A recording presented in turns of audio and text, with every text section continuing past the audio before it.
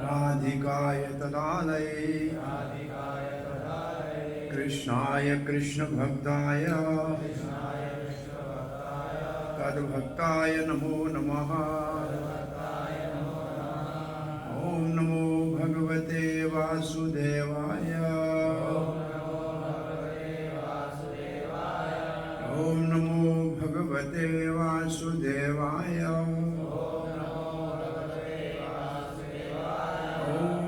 नमो भगवते वासुदेवाय।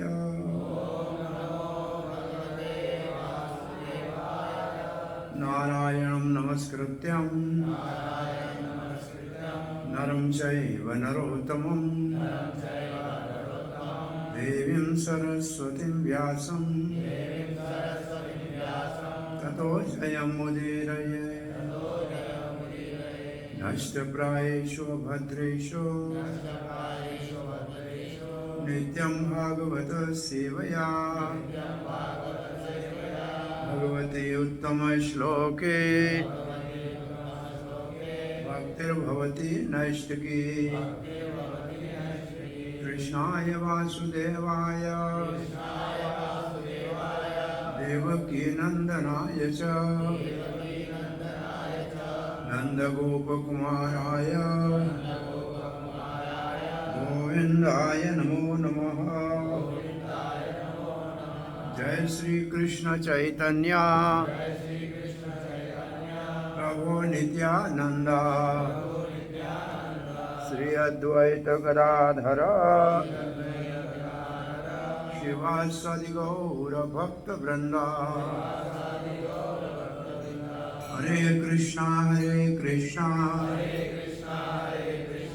कृष्ण कृष्णा हरे हरे हरे राम राम राम हरे हरे। हरे कृष्ण। इसकी मेमोरी फुल हो गई है, इसको किसी कंप्यूटर में खाली करना पड़ेगा और फिर इसका मेरा हार्ड डिस्क में डालेंगे। तो इसको कोई कंप्यूटर है कहीं, इसको करके और खाली कर लीजिए। हरे कृष्ण। श्रीमद् भागवत महापुराण के पहले स्कंद के 19वें अध्याय में सुखदेव महाराज का उस स्थान पर आगमन जहां महाराज परीक्षित आमरण जल और अन्न का त्याग करके उत्तर दिशा की तरह मुख करके गंगा के दक्षिण तट पे कुश आसन के ऊपर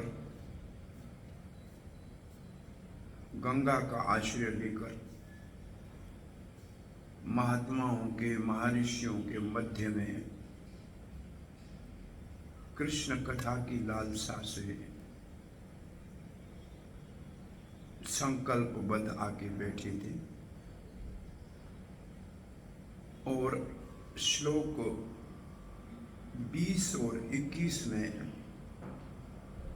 जो महर्षि आए थे, देव ऋषि महर्षि राजऋषि जो आए थे, उन्होंने जो महाराज परीक्षित की प्रशंसा की है इस संकल्प की, इसका हमने वर्णन 19 श्लोक में सुना था। सारे ऋषियों ने जो सब प्रजा के ऊपर अनुग्रह करने वाले हैं, शील सारा है, इसका मतलब जिनके अंदर भगवान की गुणात्मक शक्ति है। और परीक्षित कैसे हैं? अधोक्षजय भगवान के अभिरूप गुण उसमें है। प्रभुपाद ने लिखा था, सुंदरता भक्ति के गुणों से संपन्न व्यक्ति की होती है। तो परीक्षित महाराज भक्ति के गुणों से संपन्न सुंदर भगवान के अभिरूप गुणों के साथ ये ऋषियों ने प्रशंसा की थी 19वें श्लोक में। आज हम 20वें श्लोक का पाठ करेंगे। आइए। न वा इदं राजऋषि वर्य चित्रम्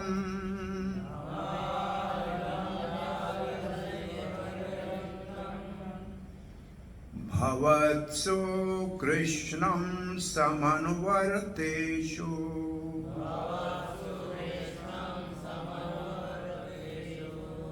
ये अध्यासनं राजक्रीटजुष्टम्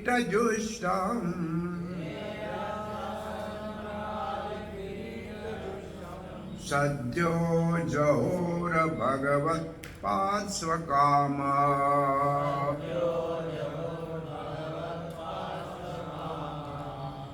न वा इदं राजऋषिवर्यचित्रम्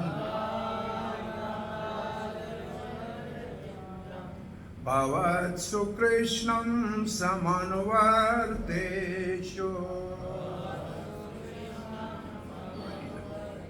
इधर नहीं आना चाहिए, नहीं ये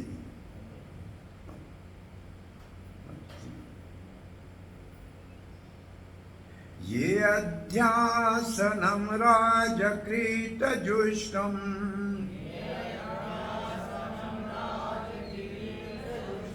सद्यो जहु भगवत पार्श्वकामः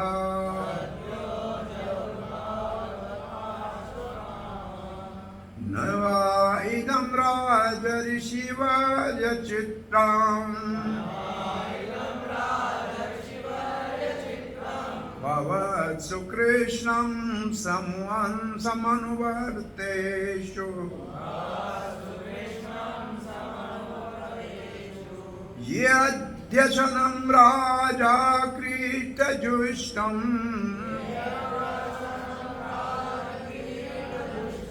सद्यो जहो भगवत पार्श्वकामः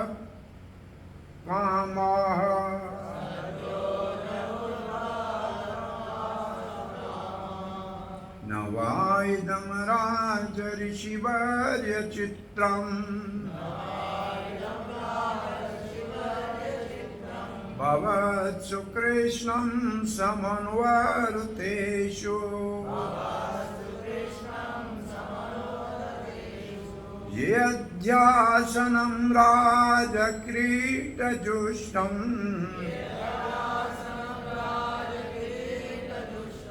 सद्यो जहो भगवद पार्श्वकामा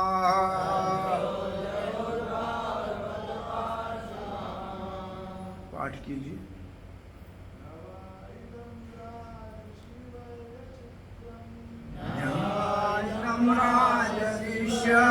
चित्रम्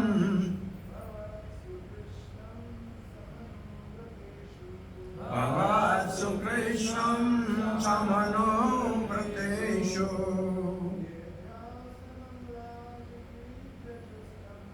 यज्ञात्मराजक्रीटजुष्टम् सद्यो जहो भगवत्पार्श्वकामः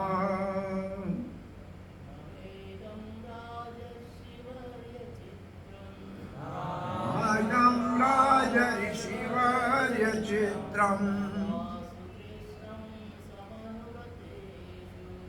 भवत्सु कृष्णं समनुव्रतेषु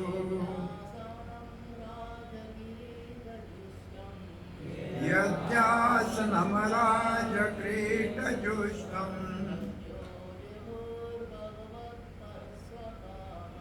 सद्यो जहु भगवत पार्श्वकामः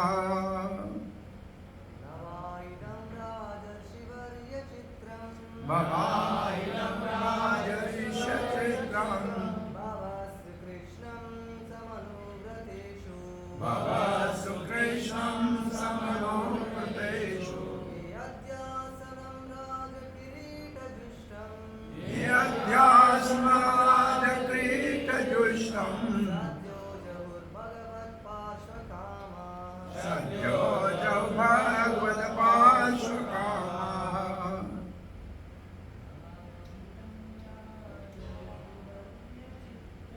नवाइदं राजऋषिवर्यचित्रम्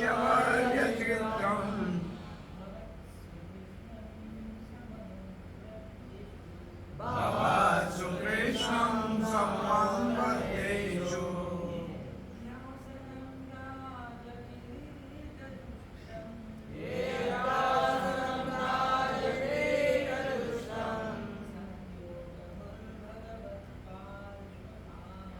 सद्यो यो भागवतात् स्वकामः। माताजी नवाइदं राजऋषिवर्यचित्रम्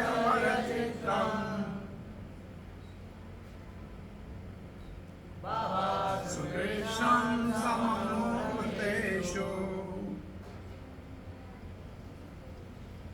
यासनं राजकीर्तजुष्टम्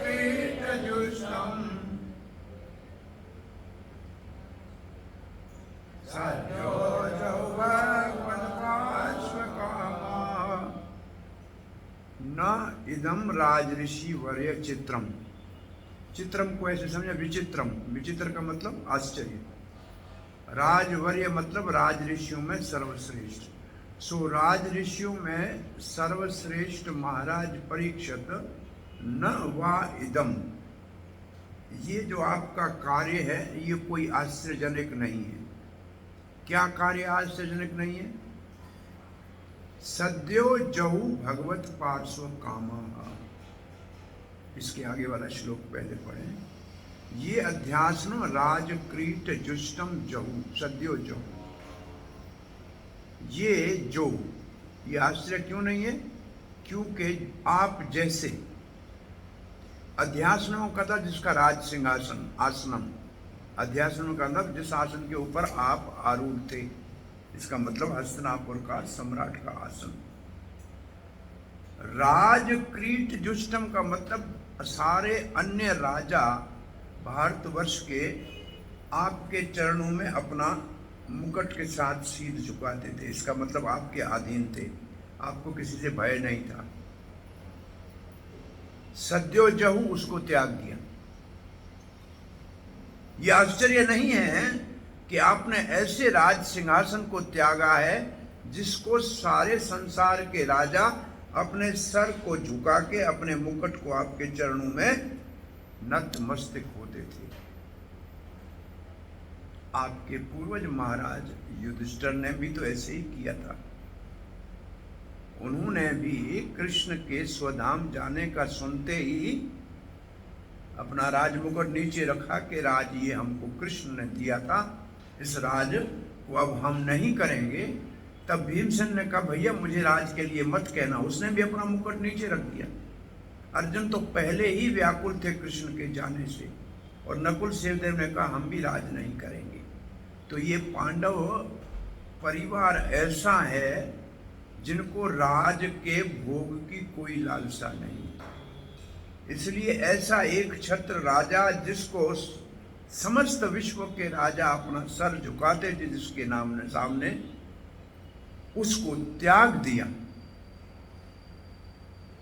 इसको षड गोस्वामी के लिए क्या लिखा है? उनका भी तो राज था, वो भी राजा थे। मंडलपति तुच्छवत, मंडलपति थे, बड़े बड़े पदों के ऊपर थे। तुच्छवत उसको छोड़ दिया। किस जगह कुछ भी नहीं है, किसी काम का नहीं है। तो महाराज आपके लिए कोई आश्चर्य की बात नहीं है जो आपने सब कुछ छोड़ा है। आपके पूर्वजों ने भी अपना ऐसा सिंहासन छोड़ा था जिसके ऊपर विश्व भर के राजा आके अपना मुकुट के साथ सिर झुकाते थे। क्यों इतना बड़ा राज छोड़ा? इससे कोई और अधिक सुख मिलने वाला था क्या? बोला हाँ। आपकी कामना क्या थी? कामा क्या थी? भगवत पार्श्व कामा। आप भगवान का सानिध्य प्राप्त करना चाहते थे, भगवान के पार्षद बनने की कामना थी। तो इसका मतलब तुलना किसकी करनी पड़ेगी? विश्व के राज सिंहासन की या भगवान के पार्षद बनने की? तो भगवान के पार्षद या भगवान के संग को प्राप्त करने को संसार के राज के सामने तुच्छ समझा गया। ऐसा लोग कौन करेंगे? भवत्सु, आप जैसे। क्या लक्षण होना चाहिए? कृष्ण सम अनुवर्तेषु, जो सम, पहले भवत्सु का मतलब आप, कृष्ण का मतलब भगवान कृष्ण, सम का अर्थ होता है सम्यक, मतलब पूर्ण रूप से, जो पूर्ण रूप से कृष्ण अनुवर्तेषु, कृष्ण के अनुगामी हैं, कृष्ण के पीछे चलने वाले हैं। जो श्री कृष्ण के अनुगामी हैं, ऐसे राज ऋषि महाराज युधिष्ठिर ने भी राज को ऐसे त्याग था, महाराज पांडु ने भी राज को ऐसे ही त्यागा था, धृतराष्ट्र को दे के चले गए थे जंगल में। तो आपकी परंपरा में ऐसे राज को त्यागना कोई विचित्र बात नहीं है, क्योंकि आप कृष्ण का सानिध्य की कामना करने वाले हैं और पूर्ण रूप से भगवान श्री कृष्ण के अनुगामी हैं। एक बार टीकारी बिहार की रानी वृंदावन में पालकी में आई थी, तो एक झाड़ू निकालने वाली, वो कह रहे थे महारानी आ रही है हटो, महारानी आ रही है हटो, तो झाड़ू निकालने वाली कहती ये रांड कौन सी रानी बन गई? वो ब्रज में तो 4 ही रानियां हैं, कहां से चौथी आई, 5वीं आ गई। तो उसने ऊपर से सुना, बोला कौन 4 रानी है? बोला राधा रानी है क्या, वृंदा रानी है क्या, जमुना महारानी है क्या? चौथी मैं मैत्राणी, चौथी मैं मैत्राणी। ब्रज की रज में झाड़ू निकालने वाला भी संसार के राजा से महान है, वो सुरक्षित रखा है ना। इसको बाद में इसमें कन्वर्ट कर देंगे, तो आधा है, चलो इसको चलने। हरे कृष्णा। तो आप समझे क्या इसका अर्थ क्या है कि ब्रज में 4 ही महारानियां हैं। कौन सी ब्रज की महारानियां हैं बताओ? राधा रानी, वृंदा रानी, जमुना महारानी, और चौथी कहती है मैं हूं मैत्राणी यहाँ की। मैत्राणी में भी रानी आ गया ना। मैत्राणी हिंदी में कहते हैं झाड़ू निकालने वाली को, जो स्वीपर होते हैं ना स्ट्रीट में, उसको मैत्राणी कहते हैं। तो क्या चौथी मैं मैत्राणी हूं। वो बेचारी लज्जा से पालकी से उतरी, कहा ब्रज की झाड़ू निकालने वाली मैत्राणी भी संसार की रानी से महान है। प्रभुपाद जी ने एक बार कहा था कि मैंने देखा था एक गरीब बेचारा भीख मांगता था, अपाहिज था, विकलांग था, हैंडीकैप था, तो उसकी पत्नी उसको रोज धुले हुए कपड़े पहनाती थी, हाथ से भोजन कराती थी। फिर मैंने एक बार अमेरिका के राजा को देखा, अपनी पत्नी के साथ आया था, उसको गार्ड ऑफ ऑनर मिला। दूसरी बार उस पत्नी ने अपने पति को छोड़ दिया, दोबारा जब आई तो गलियों में सामान्य स्त्री की तरह घूम रही थी।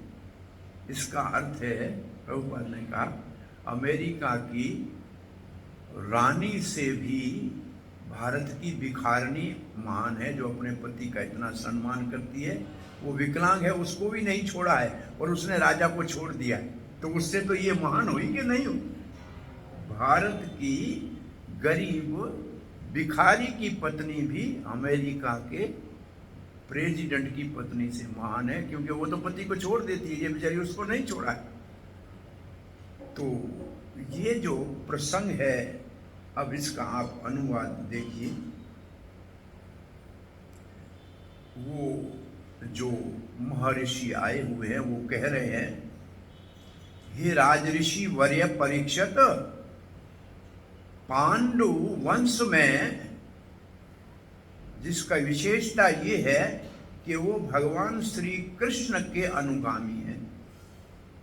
जय श्री श्री गौर निताय की जय, श्री राधा माधव की जय, जगन्नाथ बलदेव सुभद्रा महारानी सुदर्शन चक्र की जय, श्री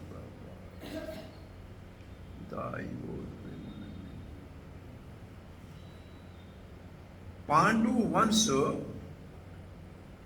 जो बहुत ही गंभीरता से भगवान श्री कृष्ण के अनुगामी थे, उनके लिए कोई आश्चर्यजनक चीज नहीं है कि उन्होंने उस राज सिंहासन को छोड़ दिया जिसके ऊपर विश्व के राजाओं के मुकुट के चरण चिन्ह थे। मुकुट के चिन्ह थे, चरण नहीं, जिनके चरणों में राज सिंहासन के ऊपर राजाओं के चरणों और राजाओं के मुकुट के चिन्ह थे। क्यों ऐसे किया? भगवान के पार्षद होने की कामना के कारण। तो अब इस श्लोक को एक बार फिर देखिए, आपको समझ में आ रहा है? हरे कृष्णा। श्लोक को देखो, समझ में आ रहा है? शब्दों को देखो, आपको ठीक तरह समझ में आ रहा है? शब्दों का अर्थ समझ में आ रहा है? अब नवा इदम राज ऋषि वर्य चित्रम, ये महाराज निश्चित रूप से आश्चर्यजनक नहीं है। क्या आश्चर्यजनक नहीं है? अध्यासनम राज किरीटम जुष्टम, जो सिंहासन राजाओं के मुकुटों से चिन्हित था उसको आपने क्या किया? सद्य जहू, उसको त्याग दिया। जहू कहते हैं त्यागने को। और ऐसे त्यागने वालों के गुण क्या है?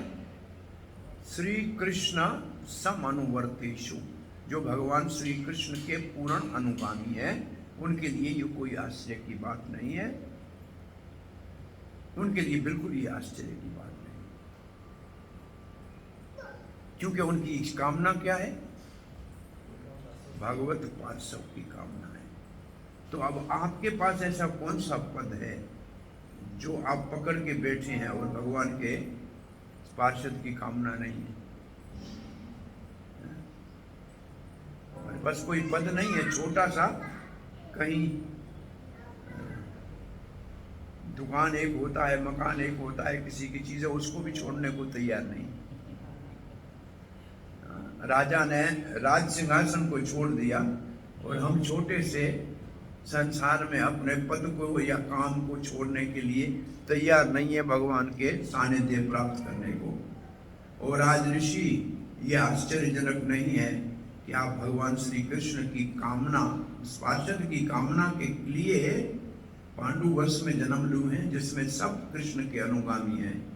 और उन्होंने तत्काल एकदम अपने राज सिंहासन को छोड़ दिया जिसके ऊपर राजाओं के किरीट मुकुट के चिन्ह थे। श्री प्रभुपाद लिखते हैं तात्पर्य में, श्री प्रभुपाद पहले जो राजनेता आजकल के हैं, जो अपने आसन को छोड़ते ही नहीं हैं, जिस आसन के ऊपर, जिस आसन की कोई विशेषता नहीं है, भाई कौन सा सिंहासन सोने का है आज के राजाओं को, वो घूमने वाली कुर्सी पे बैठते हैं, ये घूमते रहते हैं, कभी उतरते हैं कभी चढ़ते हैं, उनका सिंहासन कहाँ है? भाई है किसी के पास सिंहासन का? राज सिंहासन नहीं है। देखा है वो पार्लियामेंट में सब बराबर बैठते हैं सीटों के ऊपर, आगे पीछे बैठते हैं, इतना ही फर्क होता है। सिंहासन कहाँ है? सिंह का आसन, सिंहासन का अर्थ है शेर इसके ऊपर बैठा हुआ है। राजा को सिंह कहते हैं, मतलब शेर है, राजा है। जिस जंगल का राजा शेर है, ऐसे नरदेव है। तो सिंहासन तो बेचारों के पास है नहीं। प्रभुपाद कहते ऐसे राजनीता अपने जो पद उनको मिलता है उसको पकड़ के बैठे हैं, चाहे मंत्री का पद है या मुख्यमंत्री का है, उसको पकड़ के ऐसे बैठते हैं कि ये कितने साल रहने वाला है, बस यही हमारी जिंदगी का बड़े से बड़ा लाभ है।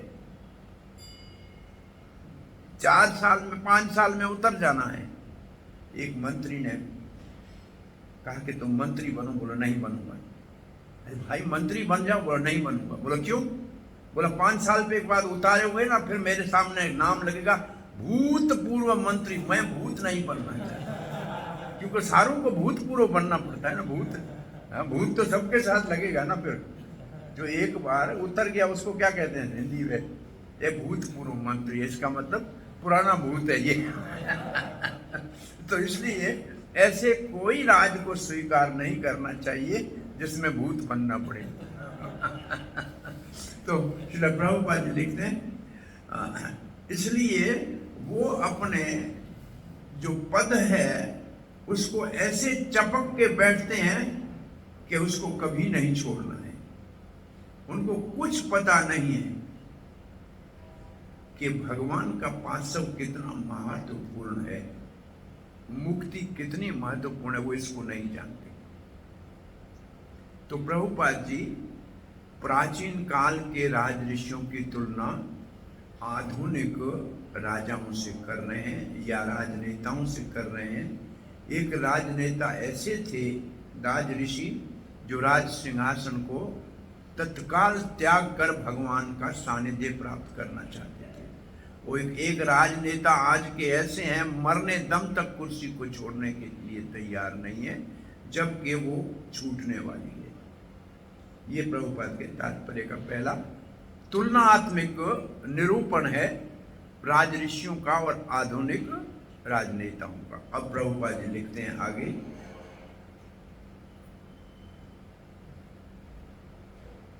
भगवान के दान धाम में भगवान का सानिध्य से ऊपर कोई पद नहीं है।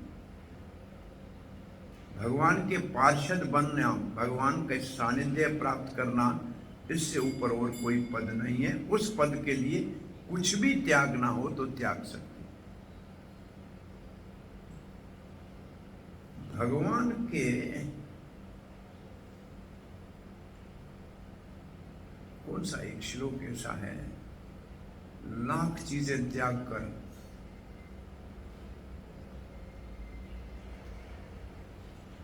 लोलुप्यम एकलवम,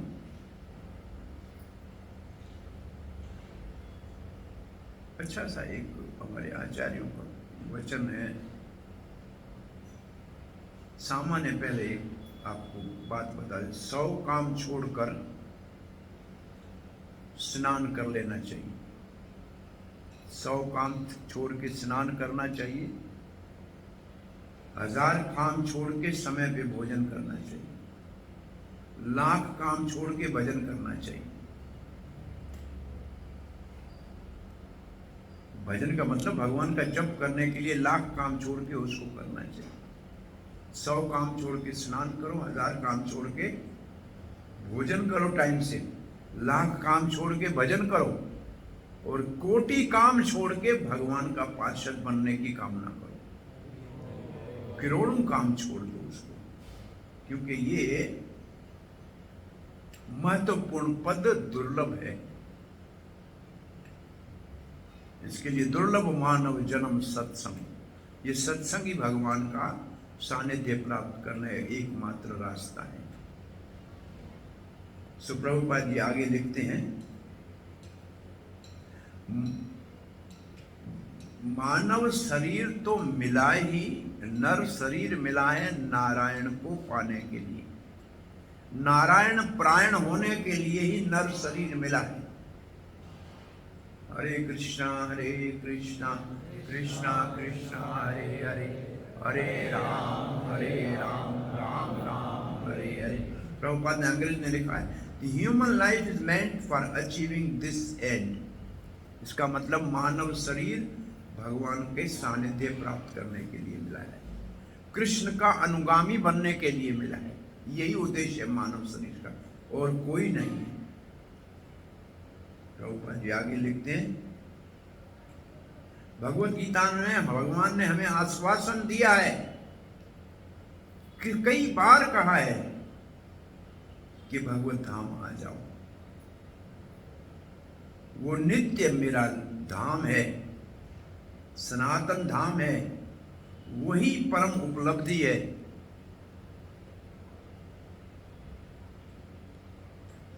न तद्भाष्यते सूर्यो न शशांको न पावक, यद् गत्वा न निवर्तन्ते तद्धाम परमं मम। और कहाँ लिखा है? एक तो ये श्लोक है, और कहाँ है? 8वें अध्याय में एक है, मामुपेत्य पुनर्जन्म न विद्यते। हाँ,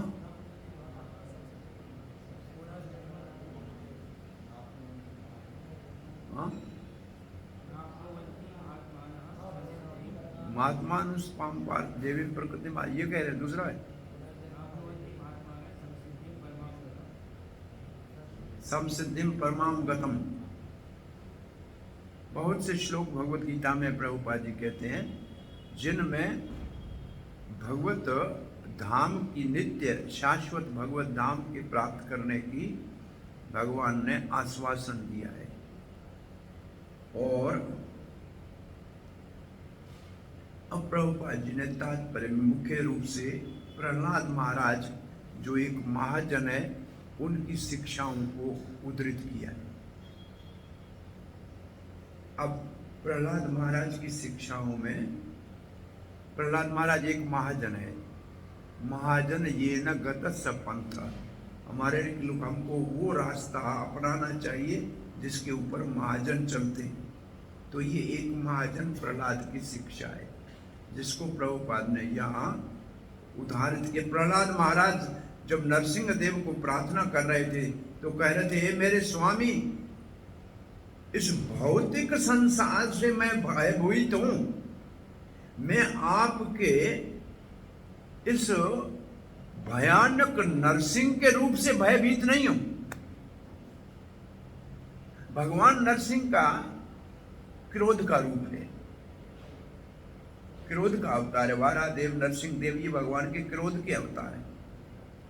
तो आपका ये इतना भयानक रूप है, उग्र नरसिंह देव आपका रूप है, इससे मैं भयभीत नहीं हूं, इस संसार से मैं भयभीत हूं। ये संसार से मैं बहुत, ये जो भौतिक जीवन की शैली है इससे मैं बड़ा भयभीत हूं। और आगे कहते हैं, ये भौतिक जीवन की शैली कैसी है? दो पत्थरों के बीच में पीसे जाने के बराबर है। एक बार संत कबीर जा रहा था रास्ते से, तो एक स्त्री चक्की पीस रही थी, आटा पीस रही थी। पुराने जमाने में दो पत्थर। तो कबीर के मुख से एक श्लोक निकला,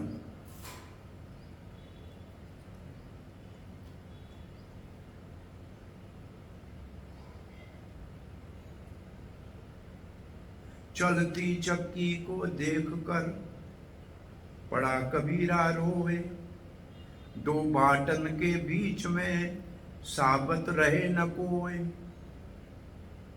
वो देखकर संत रोने लगा। तो किसी ने पूछा, रो क्यों रहे हो? बोले, दो पत्थरों के बीच में कोई दाना साबत नहीं रहा, सिर्फ सब पिस गए।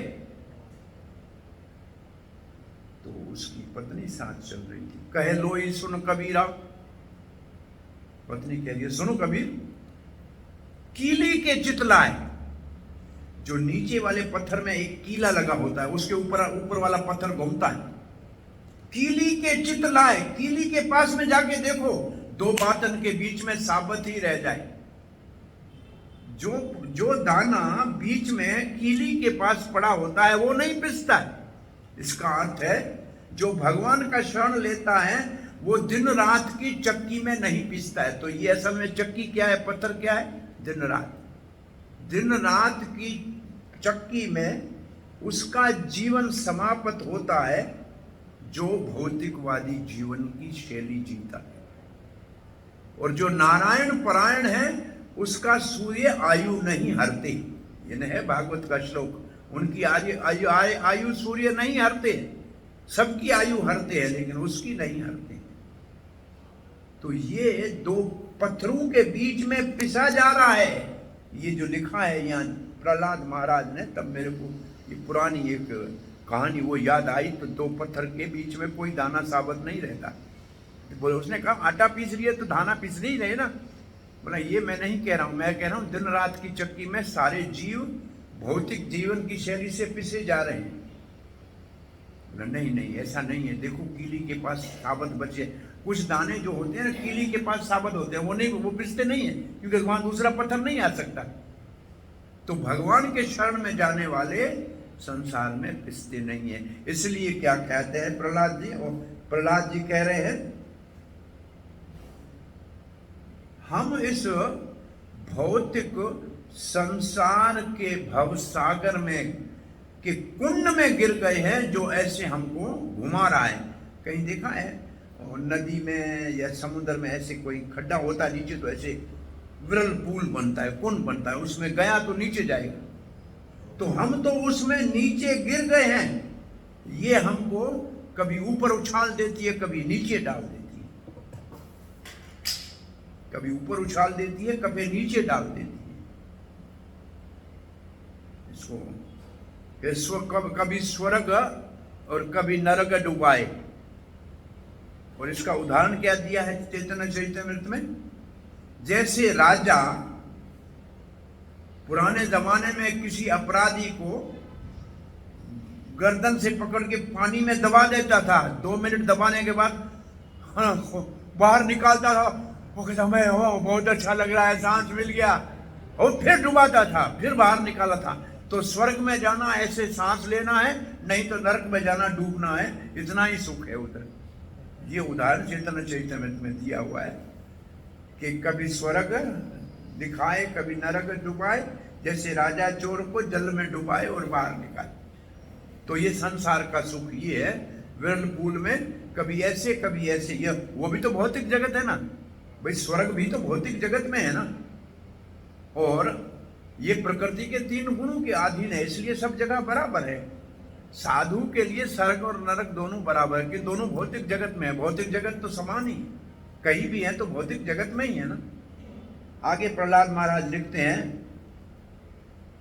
इसलिए मैं प्रार्थना कर रहा हूं आपके चरणों में नरसिंह देव कि मुझे वापस अपने चरणों में बुला लो, अपने धाम में बुला लो, आपका सेवक बना लो। तो प्रभुपाद ने ऋषियों के इस परीक्षक महाराज के निर्णय का अनुमोदन प्रहलाद महाराज की प्रार्थना के साथ जोड़ के इसका प्रमाण दिया है कि ऐसे पहले भी महात्माओं ने भगवान के चरणों के सानिध्य को संसार के राजभोग से महान माना। आपके चरणों का सानिध्य दीजिए, आपका सेवक बनाइए। ये भौतिक शैली से मुक्ति का शिखर है। भगवान का पार्षद बनना, सेवक बनना, ये भौतिक जगत से मुक्त होकर शिखर तक ऊपर पहुंचने का प्रमाण है। किसी भी जीवन में हम हो, किसी भी जोनी में है कोई, चाहे देवता हो चाहे मानव हो, हम जब जन्म लेते हैं तो हमारे को बेबस होके अपने कर्म करने पड़ते हैं। ये क्या लिखा है, पढ़िए, या हिंदी में पढ़िए क्या लिखा है, in whichever species of life I have taken birth. अपने लिए कहता है मैं किसी भी जोनी में जन्म लिया, compelled by force of my own activities, मैं अपने कर्मों से, कंपेल्ड बाय का मतलब क्या होता है? तब ये श्लोक भगवत गीता का याद आना चाहिए। अर्जुन ने पूछा था कि अथ केन प्रयोग तो यम पापम चरुति पुरुष, कौन जबरदस्ती हमसे पाप करा रहा है, हम नहीं करने चाह रहे। तो भगवान ने उत्तर क्या दिया था, काम एष क्रोधेश रजोगुण संपद। ये तुम्हारी कामनाएं हैं जो पूरी नहीं होती है, क्रोध में परिवर्तित हो जाती है। ये महाअश्नो, ये पेटू है, कभी पेट भरता नहीं है इच्छाओं का, और यही सबसे महापाप कराने वाला है। तो यहाँ कंपेल्ड का अर्थ है ऐसे हमको जबरदस्ती पाप कौन कराता है, हमारी अपने काम। काम कहां से आता है? काम का मतलब इच्छा कहां से आती है? क्या लिखा है दूसरी लाइन में, रजोगुण समुद्भवा, ये रजोगुण से उत्पन्न होती है। ये रजोगुण कहां प्रभाव डालता है? ये रजोगुण हमारे अंदर कहां प्रभाव डालता है? हमारे अंतःकरण पे, हमारे मन पे प्रभाव डालता है। उससे क्या बनता है? हमारा स्वभाव बनता है, हमारा स्वभाव बनता है। और इसलिए 5वें अध्याय भगवत गीता में लिखा है, न कर्तृत्वम न कर्माणि लोकम सृजते प्रभु, लोकम सृजते प्रभु स्वभावस्तु प्रवर्तते। ये जीव आत्मा न कुछ कर्म करता है, न कराता है, न किसी कर्म की दलाली करता है। ये कौन करता है? स्वभावस्तु प्रवर्तते, इसका स्वभाव इससे कराता है। 5वें अध्याय का श्लोक है भगवत गीता का। और स्वभाव कैसे बनता है? प्रकृति के गुणों से। प्रकृति के गुण हमारे अंतःकरण के ऊपर प्रभाव डालते हैं, हमारा स्वभाव बनाते हैं, और वो स्वभाव हमसे बलपूर्वक कार्य कराता है। हम स्वभाव के अधीन हैं। भगवान नहीं कराता है, हमारा स्वभाव करा। दूसरा श्लोक है इसके बाद भगवत गीता का, न सुकृत्यम विभु न चैव अज्ञानेन आवृतम तेन मोहयन्ति जन्तवः। भगवान किसी के पाप पुण्य के जिम्मेवार नहीं है। न कश्चित पापम न चैव सुकृत्यम विभु, भगवान किसी के पाप पुण्य के जिम्मेवार नहीं है। तो कौन है? अज्ञानेन आवृतम, ज्ञान, जीव का ज्ञान अज्ञान से ढक गया है। तेन मोहयन्ति जन्तवः, इसके कारण ये जंतु बन गया है, ये पशु के स्तर पे आ गया है। ये उसका स्वभाव उससे कराता है। स्वभाव कितना प्रबल होता है। आप भक्त भी बन जाए ना, स्वभाव आपका आपसे व्यवहार ऐसे ही कराएगा। एक सुनारा भक्त बन गया, ज्वेलर था, भक्त बना, उसको कहा कि जाए भिक्षा लेके आओ, रोटी कोई दो, 20 ग्राम की भी नहीं है, क्या होगा, 20 ग्राम की ऐसे करके तोलता था। आधी सारी उम्र तोलने की थी ना, फिर रोटी को देखता था, ये 24 कैरेट की नहीं है, 18 कैरेट की भी नहीं लग रही है। उसकी भाषा वही बोलता है।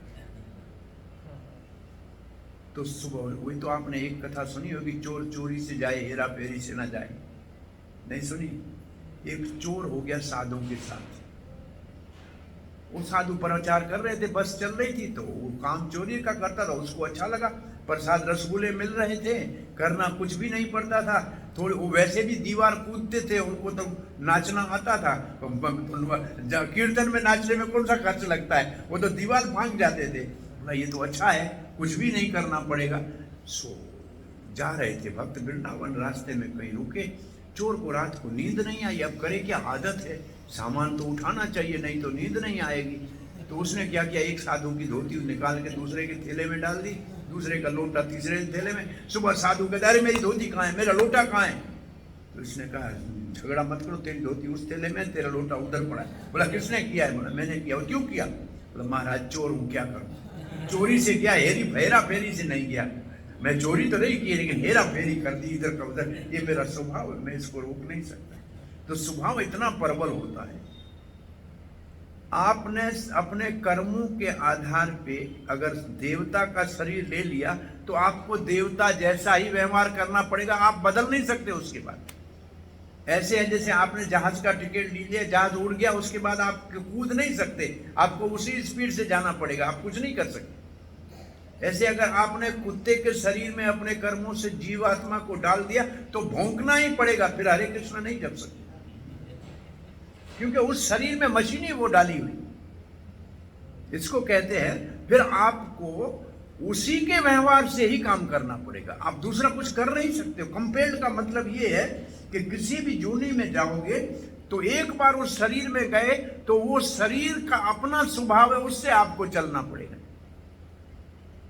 हाथी बने तो स्नान करके मिट्टी में लेटोगे ही लेटोगे, ये आप कुछ नहीं कर सकते, ये तुम्हारा स्वभाव ही ऐसा बनेगा। वो शरीर बना ही इसलिए, प्रकृति क्रियमाणानि गुण ही कर्माणि सर्वश, जैसा शरीर मिला गुण कर्म, कर्म से हमको नया शरीर मिलता है, गुण कर्म सदस्य जीवनी जन्म सु। तो ये यहां लिखा हुआ है। प्रहलाद महाराज कहते किसी भी जूनी में मैं गया तो मैं बलात् मेरे कर्मों के अधीन हो गया, और मैंने 2 चीजें दुखदायी सीखी हैं। अब देखो आप इसका अपने जीवन में देखो। प्रहलाद महाराज कहते हैं हर जूनी में मैंने 2 दुखदायक चीजें देखी है। बोला पहली ये, क्या पहली देखी है? कि अपने प्रेमी सगे संबंधों से बिछड़ना पड़ता है। इस दुनिया में सबको भाई माता पिता सबसे प्रिय है, उससे बिछड़ना पड़ता है समय के ऊपर के नहीं।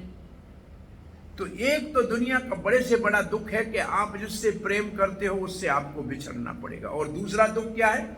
आप जिसको नहीं चाहते वो आपके जीवन में टपकेगा, बिना आपके प्रयास के आपके जीवन में आएगा।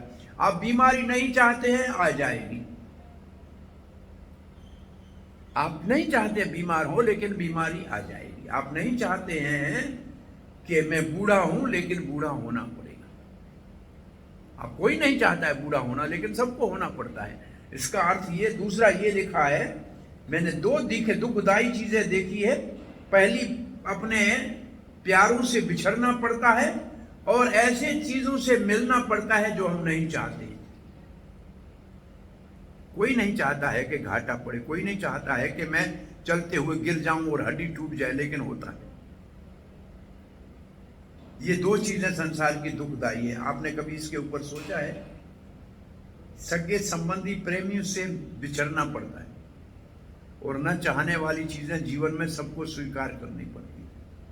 ये दो दुनिया के बड़े दुख है। प्रहलाद महाराज के निकाय मैंने देखे हैं। और फिर कहते हैं, और मैंने इनसे बचने के लिए जो प्रयास किया वो प्रयास तो उससे ज्यादा ही भयानक हुआ।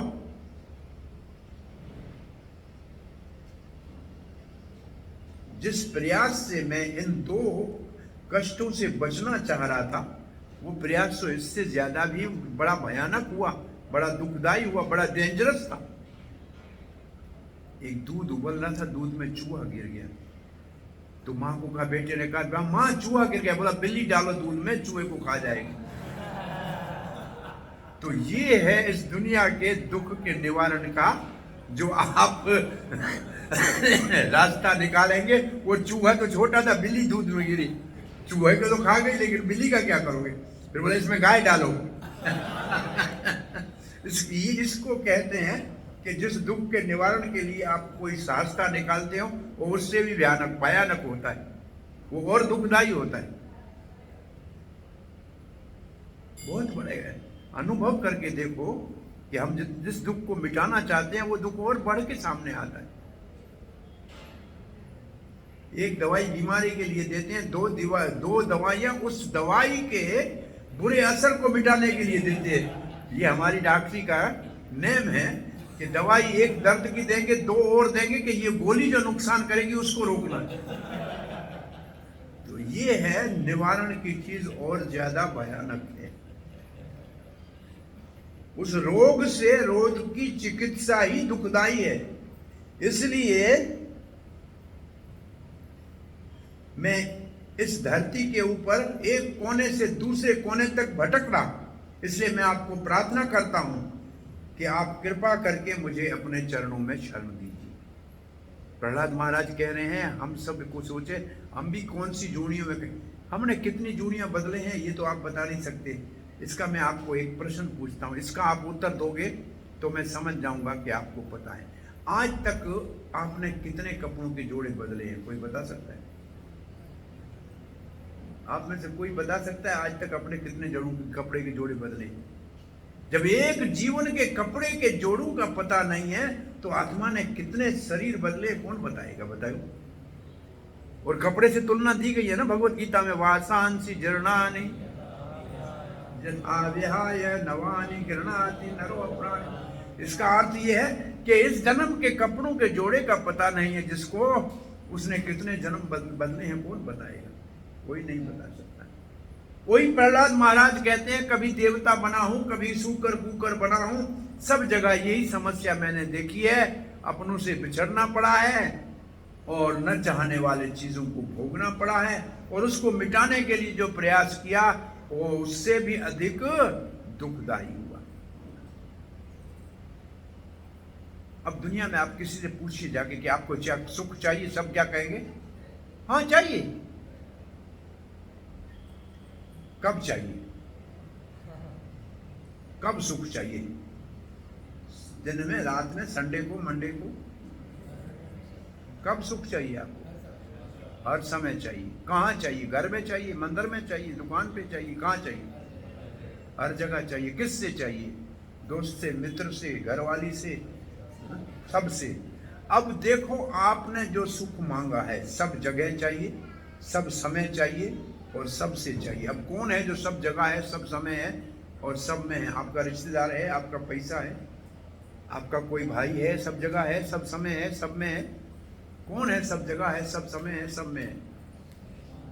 हाँ, एक भगवान है ना। तो जो सुख आपको चाहिए वो भगवान से मिलेगा और कहीं से नहीं मिलेगा। जो सुख आप चाह रहे हो वो दुनिया में कोई नहीं दे सकता, क्योंकि ना आपका धन सब जगह है, न आपका कोई सगा संबंधी सब जगह है, न सब में वो सब है। जो है सब जगह, सब में, सब जगह, सब समय, वही आपको वो सुख दे सकता है जिसको आप ढूंढ रहे हो, और कोई नहीं दे सकता। सुख का दाता राम है, दूसर ना ही कोई। सुख केवल भगवान से मिल सकता है। प्रभुपाद ने कहा मैं इस्कॉन की स्थापना कर रहा हूं लोगों को सुखी बनाने के लिए, क्योंकि मैं उनको कृष्ण से जोड़ रहा हूं, और कृष्ण सुख धाम है। आपको मालूम है दसम स्कंद भागवत का गीता प्रेस ने जो पुस्तक छपा है उसका नाम क्या है? सुख सागर। क्या नाम है? सुख सागर। उसका नाम ही है सुख सागर। जो हमारा कृष्ण बुक है इसके नीचे लिखना चाहिए सुख सागर, क्योंकि इसको सुख सागर कहा गया है। ये सुख का सागर है। प्रभुपाद का नेम था, कोई नहीं पालन कर रहा है। प्रभुपाद का सुबह का भोजन मंदिर में खाते हैं, आत्मा का भोजन सुबह भागवत है। शाम का डिनर भोजन रोटी 5 बजे खाते हैं, आत्मा का भगवत गीता भोजन है। रात का सोते के समय दूध पीते हैं, वो कृष्ण बुक पढ़ना एक अध्याय आपका भोजन है। प्रभुपाद ने ये फार्मूला दिया है। आध्यात्मिक हमारा जो है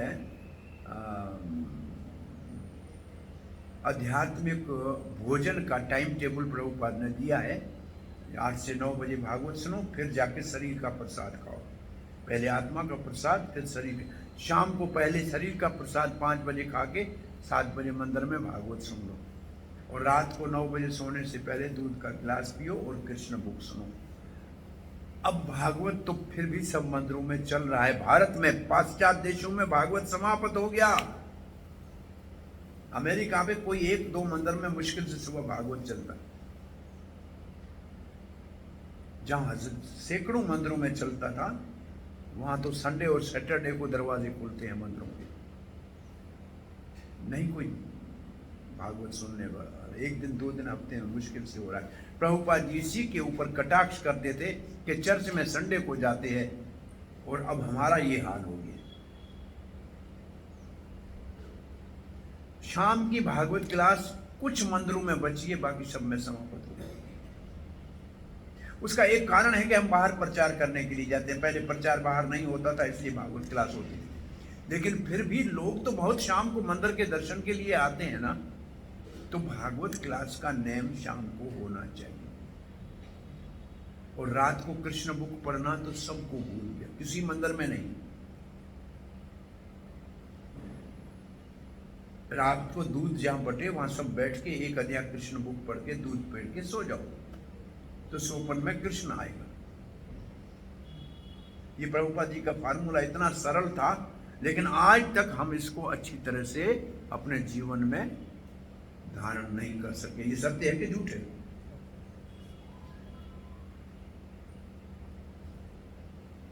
थोड़ा सा हम उससे साइड में चले गए हैं, आगे चल के और ज्यादा हम डिसास्टर कर सकते हैं, बड़ी समस्या पैदा कर सकते हैं। इनको चलाना चाहिए, चाहे एक भी ना हो, लेकिन हमें ये अपना कार्य ठीक तरह से करना चाहिए, निश्चित रूप से करना चाहिए, तभी हमको सफलता मिलेगी। यस्य प्रसादा भगवत प्रसाद। प्रभुपाद की प्रशंसा से संस्था क्या वृद्धि होगा, तो उसकी इच्छा कीजिए। वो जो उन्होंने 26 एवेन्यू के बाहर 7 एक चीजें लिखी थी कि भक्तों को ये करना चाहिए, आज तक उनके ऊपर नहीं चल पा रहे। वो 66 में प्रभुपाद लिखी। बॉम्बे के प्रसाद हाल जो पुराना था, उसके नोटिस बोर्ड पे वो 6 लिखे हुए थे। पुराने जमाने में हुआ करते थे, हमने उसको देखे थे। कभी पढ़ना, वो प्रभुपाद के हाथ का एक नोटिस बोर्ड निकाला हुआ है। Every devotee is required to do this this this this. ये 6-7 हैं, उसको निकालो और उसको कहीं चपका दो। वो प्रभुपाद के हाथ की लिखा हुआ भक्तों के लिए एक आदेश है, शिक्षा है। हमने उसको किताब में रख दिया है, उसको जीवन में उतारा नहीं। देख लेना अच्छी तरह से। सो कृष्ण बुक की बात कर रहे थे, यहाँ बात क्या आई थी, ये आया क्यों? यहाँ ये आया, भगवान मैं आपको प्रार्थना करता हूँ कि मुझे आप अपने चरणों में। अब प्रभुपाद जी ये राजाओं की तुलना की, और राज और स्वर्ग की तुलना की, और भौतिक जगत की और भगवान के धाम की तुलना की। अब उस श्लोक की परिभाषा देना चाह श्लोक की परिभाषा दे रहे हैं, सम कृष्ण अनुवर्ते। ये जो सम कृष्ण अनुवर्ते शब्द है, जो कृष्ण सम अनुवर्ते शब्द है ना, उसकी परिभाषा अब प्रभुपाद दे रहे हैं। पांडु महाराज, पांडव जो थे, पांडव राजा जो थे, वो सारे ही बहुत बड़े महात्मा साधु थे। ये जगत के बड़े साधु थे। वो अपने भौतिक कार्यकलापों के अर्थ को जानते थे कि उनमें कितना कड़वापन है।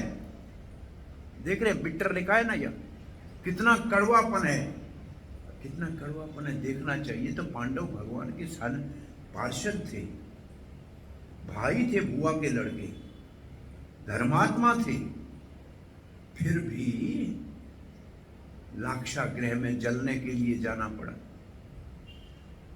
वनवास में वेश बदल के घूमना पड़ा, ब्राह्मण बन के भिक्षा मांगनी पड़ी, 11 वर्ष वनवास, एक वर्ष अज्ञातवास में जब द्रौपदी को ब्यूटी पार्लर बनना पड़ा, विराट की पत्नी का, भीम को रसोईया बना पड़ा, नकल घोड़े देखता था और गाय देखता था सहदेव, और महाराज युधिष्ठिर सम्राट वो चौपड़ खेल के राजा विराट को खुश करते थे। बताओ कितना कष्ट देखा उन्होंने। महारानी द्रौपदी वो श्रृंगार करती थी विराट की रानी का, सैंद्री कहते हैं संस्कृत में, ब्यूटी पार्लर को कहते हैं सैंद्री। सैंद्री का मतलब सुंदर बनाने वाली। तो वो काम करती थी द्रौपदी। तो कितना बड़ा कष्ट देखा, जीवन की कड़वाहट को देखा था पांडव राजाओं ने, परंतु वो कभी भी राज की चमक धमक से प्रभावित नहीं हुए। इसलिए वो राज की चमक धमक से प्रभावित नहीं हुए, कभी भी नहीं हुए।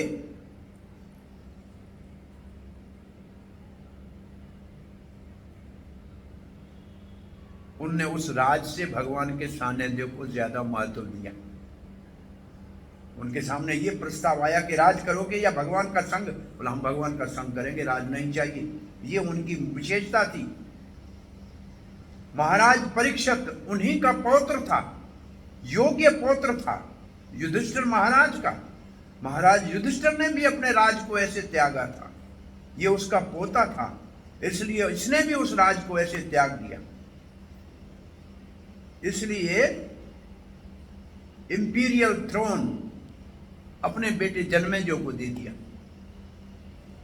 युधिष्ठिर ने अपने पोते को दे दिया परीक्षित को, परीक्षित ने अपने बेटे जन्मेजय को दे दिया। ये है राजाओं के राज करने का शैली। इस शैली से राजा राज किया करते थे। ये सब कृष्ण के अनुगामी थे। इसलिए भगवान के भक्तों को कभी भी संसार की चमक धमक से प्रभावित नहीं होना चाहिए।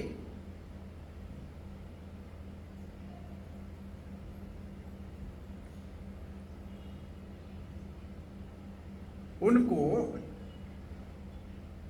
एंड दे लिव इम्पार्शली, किसी का पक्ष नहीं लेना चाहिए। Unattached to the objects of the false illusory materialistic way of life. Prabhupada ji जिसको सन्यास देते थे उसको कहते दो बातों का ध्यान रखना। किसी के घर में प्रचार करने जाओ, उसके घर का सुंदरता को देखते उससे प्रभावित मत होना, नहीं तो तुम कहोगे शायद मेरा भी ऐसा घर होता। और दूसरा भीमा प्रभु एक बार कह रहे थे, प्रभुपाद ने कहा गाड़ी किसी का नया मॉडल देख के कहना, ये नहीं सोचना कौन से मॉडल की गाड़ी जा रही है, तो तुम्हारे सन्यास में बाधा आ जाएगी। इसका मतलब संसार की चमक धमक से इम्पार्शल, मतलब पक्षपात आसक्त नहीं होना है। जाना है बड़े लोगों के पास। प्रभुपाद जी तो सीधा प्राइम मिनिस्टर को चिट्ठी लिखा था,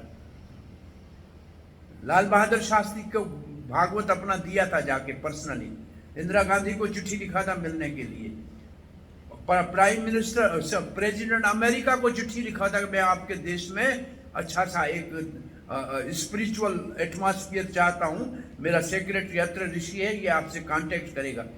Prabhupada ji prime minister Mauritius के इनविटेशन के ऊपर मॉरिशस गए थे, तो प्रभुपाद राजाओं से मिले थे, बड़े बड़े धनी सेठों के घर में प्रभुपाद जी को बुलाया जाता था, लेकिन अनासक्त थे उनके सारे वैभव से, किसी में से आसक्त नहीं थे जीवन में। प्रभुपाद जी एक बार चले गए वृंदावन के ब्रह्मचारी आश्रम में। ब्रजेंद्र मांदर महाराज रहे नहीं, मलेशिया के ब्रजेंद्र महाराज तब टेम्पल कमांडर हुआ करते थे। उसको देखा चटाई पे सोया हुआ। प्रभुपाद जी का बहुत अच्छा, मैं चाहता हूँ ऐसे पेड़ के नीचे चटाई के ऊपर सो के जप करूँ, बस ये भगवान को प्राप्त करने का अच्छा तरीका है। क्या करूँ, मुझे एक बड़ी संस्था का गुरु बना दिया है, इसलिए मुझे कहीं न कहीं वो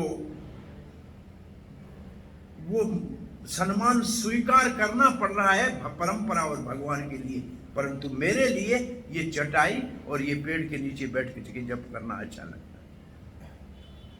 सो अनअटैच होके संसार में रहना है भौतिक। तो राधानाथ महाराज कहते हैं कि प्रभुपाद जी न्यू वृंदावन आने थे तो जो टॉयलेट था वो ठीक नहीं था। हमने सारी रात मेहनत करके टॉयलेट को ठीक किया। सुबह प्रभुपाद उठे लोटा लेके जंगल में चले गए। हमारी सारी रात की मेहनत को देखा तक नहीं कि टॉयलेट का है। वो पुराने जमाने में गांव के लोग जैसे जाते थे, उठाया लोटा और चले गए जंगल के अंदर। तो कहा था ये जिससे ये हमको त्याग सिखाया कि मेहनत कितनी भी हो उसको कोई स्वीकार न करे तो सुखी रहना, और प्रभुपाद ने भी त्याग किया। तो ये हमको इस संसार के सुख में आसक्त नहीं होना चाहिए, क्योंकि संसार के सुख के अंदर दुख मिला हुआ है।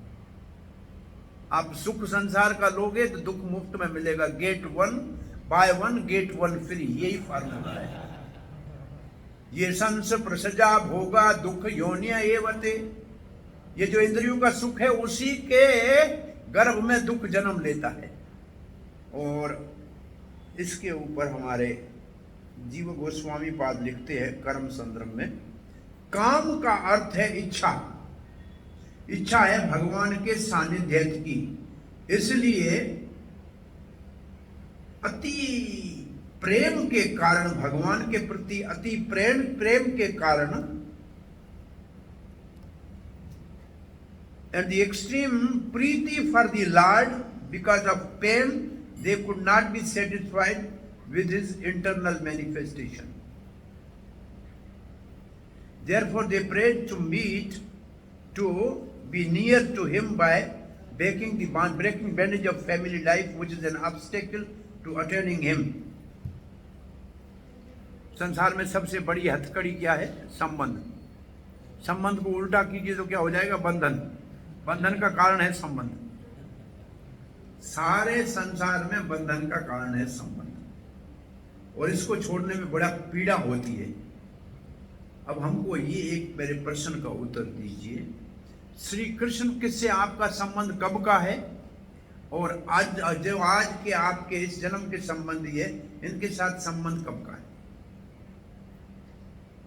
हाँ, भगवान के साथ संबंध कब का है? शाश्वत है, अनादिकाल से।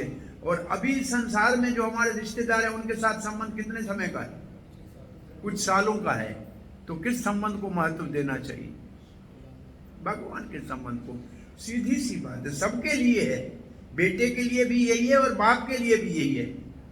बेटी के लिए ये है और माँ के लिए भी यही है। सबका संबंध कृष्ण से वैसा ही है। तो ये एक बहुत सीधा सिद्धांत है जो नित्य संबंध है। इसलिए एक सूत्र याद कर लीजिए, कृष्ण से प्रेम करो, संसार से व्यवहार करो। कृष्ण से प्रेम करो, संसार से व्यवहार करो। प्रेम एक ही से होता है, एक से अधिक से प्रेम नहीं होता है। व्यवहार संसार से करो का अर्थ क्या है? बेटे को बेटे से जैसा व्यवहार करो, पिता से पिता जैसा, माता से माता जैसा, मित्र से मित्र जैसा। व्यवहार संसार से करो, प्यार कृष्ण से करो।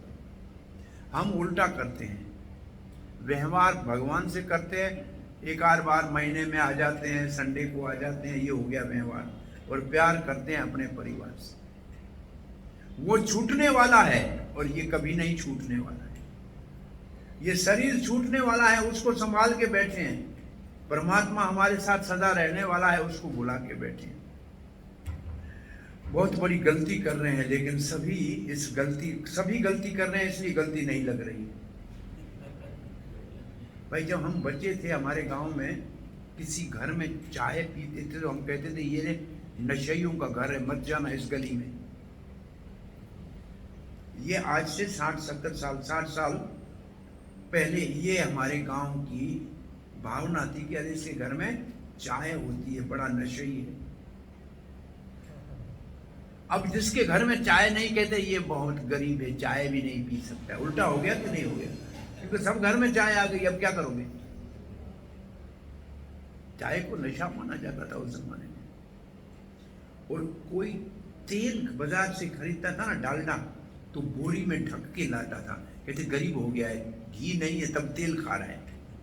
और अब कोई घी लाता है तो ढक के लाता है, तेल खुला लेके जाता है। बिल्कुल उल्टा हो गया है। हम देखा पहले जमाने में तेल खाना बहुत नीच माना जाता था। अरे घी नहीं है तुम्हारी, अपनी गाय नहीं है तुम्हारे घर में? ऐसा घर एक भी नहीं था जिसमें गाय नहीं हो। अब तो घर मुश्किल से ऐसा मिलता है जिसमें कुत्ता न हो। गोविंदा तुम मत आना रे, किसी कवि ने कहा गोविंदा तुम मत आना रे। नंद बाबा के घर में मिलेंगे कुत्ते, अभी कुत्तों का होंगे लोगों के, गाय नहीं मिलेगी। ऐसा दुनिया आ गई है कि इस दुनिया के वालों ने कुत्ते पाल के रखे हैं, अब नहीं आना कृष्ण। और गोपियां मिलेंगी गोविंदा दीवानी। ये संसार की लड़कियां तो अदा जो अभिनेताओं की प्रेम करने वाली होंगी, तुमसे प्रेम करने वाला अब कोई नहीं है, कृष्ण तुम नहीं आना रे कल युग में। बड़ी कवि ने ऐसी कविता लिखी थी कि हम लोग ऐसा व्यवहार नहीं करें कि भगवान हमारी ओर नजर उठा के देखें। इसलिए आज के श्लोक में परीक्षित महाराज के त्याग की प्रशंसा की जा रही है। राजा होके राज सिंहासन को त्याग दिया है। एक श्लोक लिखा है, यही प्रहलाद महाराज का श्लोक लिखा है कि ये संसार कितना कष्ट वाला है और इसमें जन्म लेके हम कितने दुखी हो रहे हैं। अब भगवान हमारे ऊपर कृपा करो, हमें अपना सानिध्य दे दो। हरे कृष्ण। कोई प्रश्न जिज्ञासा है?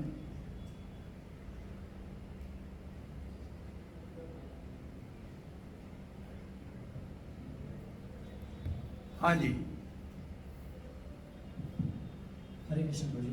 हरे कृष्ण। प्रभु जी, जैसे हम देखते हैं कि आप बता रहे थे कि हमको संसार त्यागने में बहुत कष्ट होता है, हम बहुत ही आसक्त है, हमको पता है कि छोटा जीवन है, लेकिन हम देखते हैं कि परीक्षित महाराज ने उन्हें तुरंत त्याग दिया। लेकिन एक ये भी ऐसा व्यू पॉइंट है, प्रभु जी पर्सपेक्टिव है कि उनको पता चल गया कि उनको 7 दिन में देह त्यागना है। तो वैसे ही मेरे बहुत मित्र ने एक बार बोला था कि अगर किसी को पता रहेगा कि एग्ज़ाम कब है तो वो अच्छे से प्रिपेयर कर सकता है, वो पर्टिकुलर डेट पे वैसे वो और अच्छे मार्क्स भी लेके आ सकता है। तो वैसे ही जीवन में जब हमको ये पता रहेगा तो हम प्रॉपरली उसके लिए कर सकते हैं, वरना सरप्राइज टेस्ट रहेगा तो हम उसके लिए उतना मेहनत नहीं करेंगे प्रभु जी। तो उसके ऊपर कुछ बहुत आसान है। पहले से आपको फाइनल डेट दी है कि 100 साल तक जियोगे, इससे ज़्यादा नहीं जियोगे। मैक्सिमम आपका 100 साल का डेट दिया हुआ है और पेपर भी आउट है कि अंत समय भगवान याद हो तो होगा तो पास होगे, नहीं होगा तो फेल हो जाओगे। पेपर भी आउट कर दिया है। बस रिटर्न टिकट सबका जेब में है, लेकिन पता नहीं है कि कब है। लेकिन 100 साल के अंदर है, इससे ऊपर नहीं हो सकता। तो कम से कम तैयार इसको मैं इसका सरल उत्तर ऐसे दूं, हर माँ घर में जब बच्ची का जन्म होता है ना, लड़की का, तो उसके मन में आता है कि एक दिन इसको मुझे घर से विदा करना पड़ेगा, और उसके लिए थोड़ी थोड़ी चीज़ें इकट्ठी करेगी। ये मेरी बेटी को देने के काम आएगी, ये मेरी बेटी के लिए रखो। हर माँ का ये विचार होगा। आजकल माताओं को ये विचार खत्म हो गया। वो जहाँ शादी हाल है वहाँ सब चीज़ें किराए पे मिल जाती है, पगड़ी भी किराए पे मिल जाती है। हाँ, उसके आपके पीछे आदमी घूमता रहेगा, आपने उतारी तो उठाएगा। आपकी पगड़ी गई, आपकी पगड़ी वो चलने वाली नहीं है। तो जब बेटी जाती है घर से तब माँ रोती है, आंखों से आंसू आते हैं, लेकिन दिल में बहुत खुश होती है कि अपने घर जा रही है। ऐसे हमारी जीव आत्मा संसार में भौतिक शरीर में आ गई है, तो हमारे को तैयारी पहले दिन से करनी चाहिए कि एक दिन शरीर से इसको जाना है, इसकी तैयारी करनी चाहिए। रोज का जप करके इकट्ठा करना चाहिए, यही काम आएगा और कुछ साथ नहीं जाएगा, ये जप ही साथ जाएगा। जिस मार्ग के गिने जाए न कोसा, वहाँ हरि नाम वहाँ संतोषा। जिस रास्ते से हम जाएंगे शरीर छोड़ के, वहाँ कोई खाने की चीज़ नहीं मिलेगी, साथ में सिर्फ हरि नाम जाएगा। तो ये तो इकट्ठा करना चाहिए था ना। एक दिन विदा होगा, संसार रोएगा और हमको हंसना चाहिए, हम अपने घर जा रहे हैं। हम अपने घर जा रहे हैं तो हमको हंसते हुए जाना चाहिए। एक बार किसी घर में मुझे ले गए कथा करने, और कीर्तन में लोग नाच रहे थे। मैंने पूछा कथा किस विषय? बोला इनका दादा मर गया है। तुम नाच रहे थे इसके घर में, दादा मर गया है, ये तो अच्छी बात नहीं है। अब मैंने कहा कब कोई मुक्त होके भगवान धाम जाता है तो हम बड़े आनंद में कीर्तन में नाचते हैं, भाग्यशाली था भगवान के धाम चला गया। आपका दादा भगवान के धाम गया है, इसलिए कीर्तन में ये भक्त नाच रहे हैं। क्योंकि साधु का जब कोई मृत्यु होता है तो बड़ा कीर्तन होता है, आगे उसको ले जाते हैं, शमशान तक भी भगवान का भजन करते हुए जाते हैं। तो ऐसे पहले से तैयारी होनी चाहिए, तैयारी शुरू से करनी चाहिए। डेट अनाउंस है, 100 साल से ऊपर नहीं है। आप पहले दिन से तैयारी करो, तब याद होगा। जैसे 5 साल के हो जाओ, कुमारम आचरे तब भागवत धर्मान ये तो बिल्कुल साफ कहा हुआ है, 5 साल से भागवत धर्म का पालन करना चाहिए। प्रहलाद महाराज 5 साल से कर रहा था, ध्रुव महाराज 5 साल से कर रहा था, उनका नाम भागवत में है। बूढ़े किसी ने आखिर में किया हो, उसका कोई विशेष नाम महत्वपूर्ण नहीं है। इसलिए तैयारी हमारे को रोज शबरी की तरह रोज रास्ता साफ करके फल इकट्ठे करने चाहिए। कब राम आएगा पता नहीं, लेकिन हमें काम रोज करना चाहिए, ये रोज का नियम होना चाहिए। आखिरी वक्त हमारे को इसलिए कोई चिंता करने की आवश्यकता नहीं हो, किसी वक्त भी आए हम तो तैयार हैं, हर समय हम तैयार रहें। इसलिए महाराज ये कहते हैं कि जप करते हुए समझो कि ये आखिरी नाम जप रहा हूँ, पता नहीं फिर मौका मिले ना मिले। ऐसे भाव से जप करोगे तो जप शुद्ध हो जाएगा। पता नहीं ये जप आखिरी हो, हरे कृष्णा ऐसे कहो, कृष्ण के लिए रो रो के पुकारो कि आपका सानिध्य चाहिए। पार्षद कामना करो, पार्षद की कामना संसार के सारे पदों से परे है, ऊपर है, महान है। उसकी कामना ही होनी चाहिए पहले, वो भी नहीं उत्पन्न हुई है, उत्पन्न ही नहीं हुई है कि भगवान का सानिध्य प्राप्त करना है। अभी तक हमारे अंदर ये भाव उत्पन्न ही नहीं हुआ है। जब तक ये भाव नहीं उत्पन्न होगा, इसलिए हम एक प्रश्न पूछते हैं सामान्य लोगों से, बताओ कृष्ण कौन है? भगवान है। बहुत अच्छा, और कौन है कृष्ण? हाँ,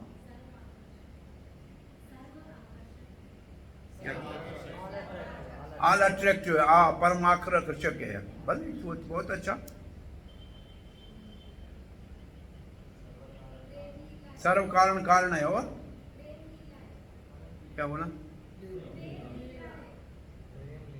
प्रेम पुरुषोत्तम है, लीला पुरुषोत्तम है। कल हम बता रहे थे, मर्यादा पुरुषोत्तम राम है, लीला पुरुषोत्तम कृष्ण है, प्रेम पुरुषोत्तम चैतन्य महाप्रभु। अरे भाई, कहीं आपको अर्जुन मिल जाए, उससे आप पूछो कि कृष्ण कौन है, क्या उत्तर देगा?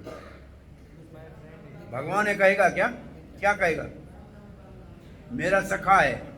हनुमान मिल जाए, पूछो राम कौन है, क्या कहेगा? भगवान है कहेगा क्या? मेरा स्वामी है, यही कहेगा ना। और यशोदा से पूछो कृष्ण कौन है, क्या कहेगी? मेरा बेटा है, मेरा लाला है। और गोपी से पूछो कृष्ण कौन है, क्या कहेगी? मेरा प्राणनाथ है, मेरा प्रेमी है, यही ना। आपने कृष्ण के साथ संबंध कौन सा स्थापित किया, ये बताओ ना। कृष्ण भगवान है, परम पुरुष है, ये तो सब ठीक है, इस न्यूट्रल हो गया। किसी ने नहीं कहा कि कृष्ण मेरा स्वामी है, मैं उसका सेवक हूं। और दीक्षा के समय यही हमारे पीछे नाम दास लगाया जाता है कि तुम भगवान के सेवक हो, सेवकों के सेवक हो। जब तक हमारे अंदर ये भावना ही नहीं उत्पन्न हुई है कि कृष्ण हमारे स्वामी है, हम उसके सेवक हैं, तब तक वास्तव में हमारी भक्ति का आरंभ ही नहीं हुआ है। मेरा है कृष्ण, ये ममता कहां पैदा हुई है? अभी ममता हुई है? कृष्ण मेरा है, मेरा मित्र है, मेरा स्वामी है, मैं उसका सेवक हूं। ये गौरव अभी तक, इसको सच्चा अहंकार कहते हैं। हम झूठे अहंकार में अभी तक फंसे हुए हैं। ये सच्चा अहंकार है कि कृष्ण मेरा स्वामी है, मैं कृष्ण का दास हूं। ये सच्चा अहंकार है। फॉल्स ईगो, ये ट्रू ईगो है। जब तक ट्रू ईगो नहीं पैदा होता है तब तक वास्तव में भक्ति की आरंभ ही नहीं होता है। कृष्ण मेरा है, मैं कृष्ण का हूं, ये जब तक ममत्व नहीं आता है तब तक दास भक्ति शुरू ही नहीं होती। जो आपने उत्तर दिए ये शांत भक्ति का स्तर है। शांत भक्त कहते हैं भगवान महान है, दुनिया कुछ भी नहीं है, ये शांत भक्ति का स्तर है। लेकिन महाप्रभु ने शांत भक्ति को स्वीकार नहीं किया है। हम दास भक्ति से शुरू करते हैं।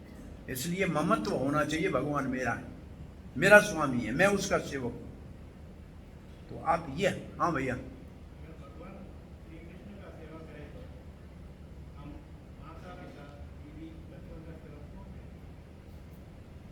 भगवान ने कहा पेड़ की जड़ में पानी दोगे तो पेड़ के डालियां, पत्ते, फूल, फल सब हरे भरे हो जाएंगे। भगवान एक की सेवा करोगे तो परिवार की सेवा अपने आप हो जाएगी। केवल परिवार की सेवा करोगे तो भगवान की सेवा छूट जाएगी। दूसरा उदाहरण दिया, पेट में भोजन डालने से सारे शरीर को शक्ति मिलती है, ऐसे भगवान की सेवा करने से सारा परिवार सुखी रहता है। और भगवान ने वचन दे दिया, तुम मेरी सेवा में लग जाओ, तेरी कमी को मैं पूरा करूंगा, और नहीं है तेरे घर में मैं लाके दूंगा, जो है उसकी मैं रक्षा करूंगा। योग क्षेमम वहाम्यहम्। तो भगवान ये करता आ रहा है, आपको चिंता करने की जरूरत नहीं। आपके कितनी परिवार, कितना बड़ा परिवार है जरा बोलिए? हाँ, आप घर में 8 लोग हैं। कौन? हाँ जी,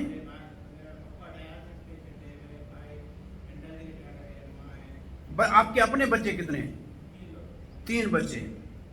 मेरे को 6 बच्चे हैं और मैं कोई धंधा पर नहीं करता, किसी की नौकरी नहीं करता हूं। आज 40 साल हो गए। परिवार भी खुश है, पल रहा है, और कहीं से मांगने में जाते हैं, भगवान सब दे रहा है। हम आपको प्रमाण दे रहे हैं कि भगवान के होने से किसी को कोई नुकसान हो, कोई भूखा रह जाए तो मेरे पास आना। अरे वो हाथी को 1 मन रोज खिला रहा है, 2 रोटी आपको क्यों नहीं खिलाएगा भाई? उसके पास सारी व्यवस्था है, सिर्फ हमारे विश्वास में कमी है। हम तो 40 साल का अनुभव आपको बता रहे हैं। हमने नौकरी छोड़ी को कई दिन हो गए। डॉक्टरी की हुई थी, ऐसा नहीं कि भाई अनपढ़ तो नहीं थे। डॉक्टरी पे का बाद पोस्ट ग्रेजुएशन करके मेडिकल कॉलेज के प्रोफेसर को छोड़ दिया हमने, और ये साधु वाले जीवन में हम जी रहे हैं। इस मंदिर के अंदर रोज के 100 आदमी खा रहे हैं, एक आदमी मेरे खाने से कौन सी कमी हो रही? प्रभुपाद ने तो यहाँ तक कहा कि जो कीर्तन करने वाले सारे परिवार यहाँ के रहो, मंदिर से आप सबका पालन करेंगे।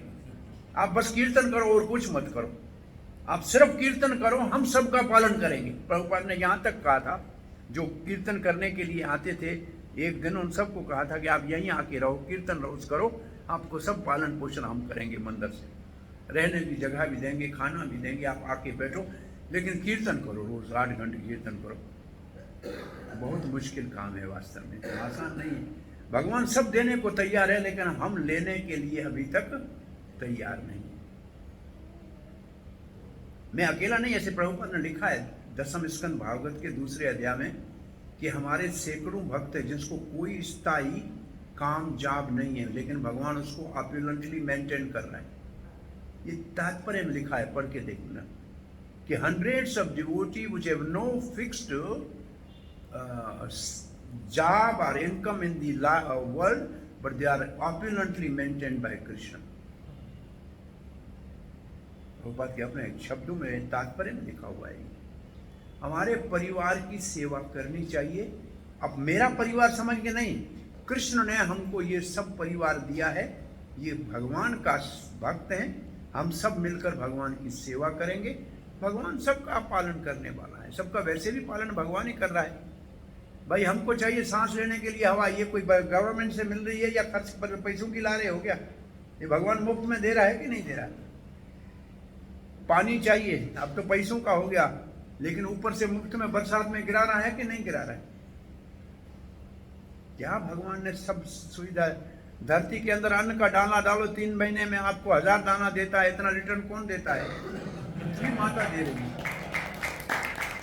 इतना भगवान ने कृपा की है। सोचा है सांस लेने के लिए आप कोई खर्चा कर रहे हो क्या? मुफ्त में सांस चल रहा है 24 मिनट में 24 बार दिल धड़क रही है, 70 बार कोई मशीन लगाई हुई है अंदर, घर की मोटर से पानी ऊपर चढ़ता है। लेकिन यहाँ तो मुफ्त का भगवान बैठा अंदर काम कर रहा है। कितना भगवान काम हमारा कर रहा है, कभी इसके ऊपर विचार किया है? वो इटली में एक आदमी कोरोना में अस्पताल में दाखिल था, बेचारे को 1 महीना ऑक्सीजन पे रखा। तो जब छुट्टी हुई तो 9 लाख रुपए का बिल आया, रोने लगा। तो बोला पैसे नहीं, बोला पैसे बहुत बढ़िया है। बोला फिर रो क्यों रहा है? बोला 90 साल का मैं हूँ, मुफ्त की ऑक्सीजन भगवान की खा रहा था, कभी बिल नहीं आया।